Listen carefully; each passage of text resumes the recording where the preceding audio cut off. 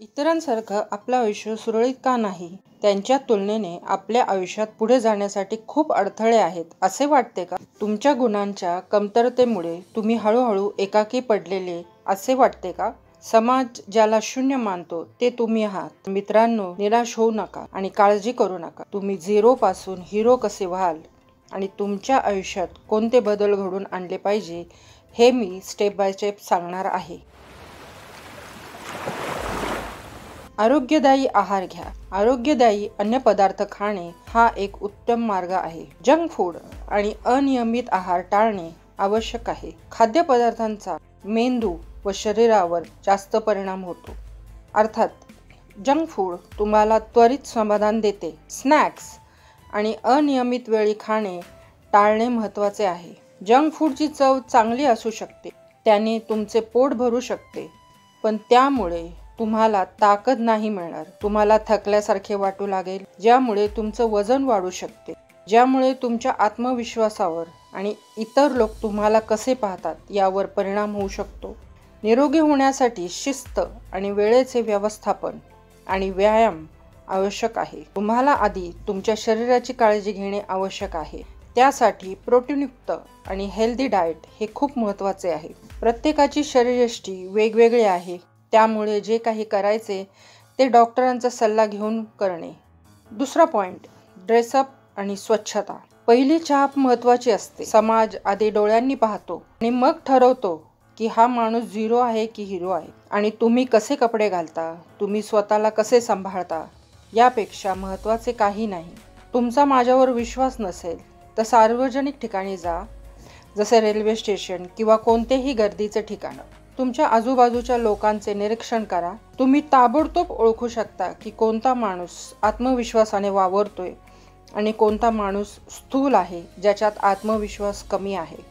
मी तुम्हाला हे सांगत नाही की ब्रँडेड कपडे घाला किंवा खूप मोठ्या स्पामध्ये जाऊन स्वतःचे मॅनिक्युअर पेडिक्युअर करा. एक साधी टी शर्ट आणि जीन्स देखील छाप पाडू शकते. किंवा एखादी छानशी साडी व्यवस्थित नेसली की ती महिला छान दिसू शकते. किमतीमध्ये जास्त न जाता तुम्हाला काय योग्य दिसेल यासाठी तुमच्या टेलरचा सल्ला घ्या. स्वच्छता ही पण महत्त्वाची आहे.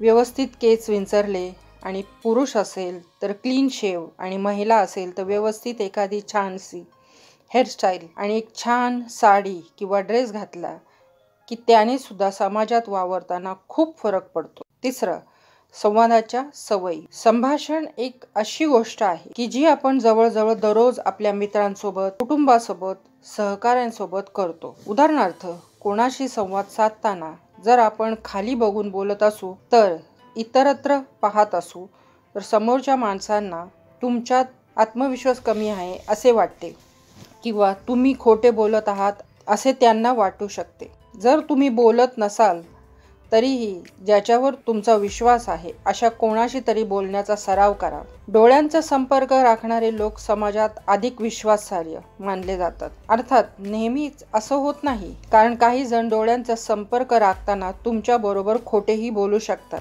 परंतु लक्षात ठेवा, बोलताना तुम्ही सावधगिरी बाळगणे आवश्यक आहे. दुसरी गोष्ट म्हणजे अडखळणे. अडखळणे हे कमी आत्मविश्वास विषयावरील ज्ञानाच्या कमतरतेचे लक्षण आहे. जेव्हा तुम्ही बोलत असता तेव्हा अडखळणे होते आणि संभाषण सुरू ठेवण्याचा प्रयत्न करताना तुमचा आणि मेंदू पुढे काय बोलावे यावर प्रक्रिया करत असताना तुम्ही अडखळायला सुरुवात करता. हे कसे टाळता येईल?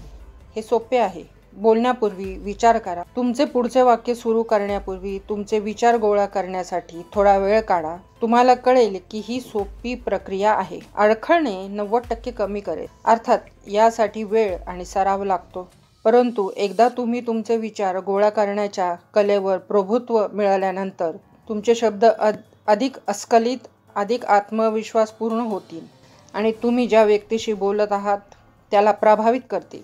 चौथं, हार मानू नका. पुन्हा उभे राहा. अपयशाला घाबरायचं नाही. अपयश हे तुम्हाला तुमची क्षमता आणि मर्यादा शिकवते. अपयश हे एक कठोर आणि महान शिक्षक आहे. तुम्ही अपयशाशी ठरल्यानंतर पुन्हा प्रयत्न करणे आवश्यक आहे.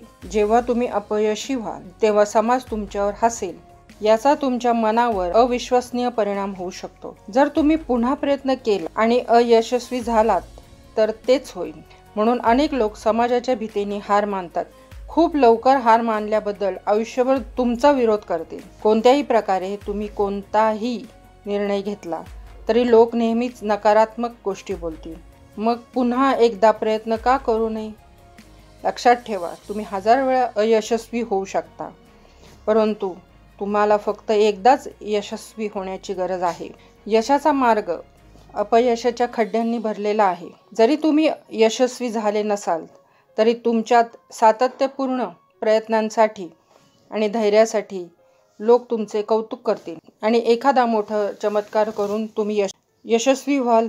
शेवटी तुम्ही इतरांसाठी आदर्श व्हाल. लोकही तुमचे उदाहरणाचे अनुसरण करतील आणि जरी यापैकी काहीही घडले नाही तरीही त्याचा तुमच्यावर सकारात्मक परिणाम होईल. तुमच्या यशाचा सर्वात जास्त फायदा तुम्हालाच होणार आहे. नंबर 5, लोकांनी तुमच्याबरोबर कसे वागायचे हे तुम्ही ठरवा. असं तुमच्या बाबतीत घडलंय की शाळेत असताना तुम्ही चित्र काढत असतात आणि तुमचा मित्र येतो आणि तुमच्या क्रेयॉन्सच्या बॉक्समधून तुम्हाला न विचारता एक खडू घेतो आणि निघून जातो. असे का होते? कारण बऱ्याच वेळा त्या मित्राला लागेल तेव्हा आपण चांगल्या मनाने मदत केलेली असते. त्यांनी पूर्वी पेन्सिल किंवा रबर मागितले होते. तुम्ही चांगले व्यक्ती असल्याने त्याला ते दिले. पण याचा दुष्परिणाम असा आहे की जेव्हा जेव्हा तो मुलगा ते घेऊन येत नाही तेव्हा तो तुमच्याकडे सामान मागत राहील, कारण तो तुमच्याकडून ते कमीत कमी प्रतिकाराने मिळू शकतो. ह्या पुनरावृत्ती प्रक्रियेनंतर मुलाला कळले त्याने काहीही मागितलं तरी तुम्ही कधी नाही म्हणणार नाही. त्यामुळे त्याला न विचारता वस्तू घेण्याची सवय लागते. काही काळानंतर त्याला असं वाटायला लागतं की तो त्याचा हक्कच आहे. इतर लोकांनी तुमच्याबरोबर कसे वागायचे त्यांची वागण्याची सीमा तुम्ही निश्चित करा. नेहमी एक गोष्ट लक्षात ठेवा, लोक वाईट नसतात. ते जसे पाहतात आणि न्याय करतात तसे वागतात.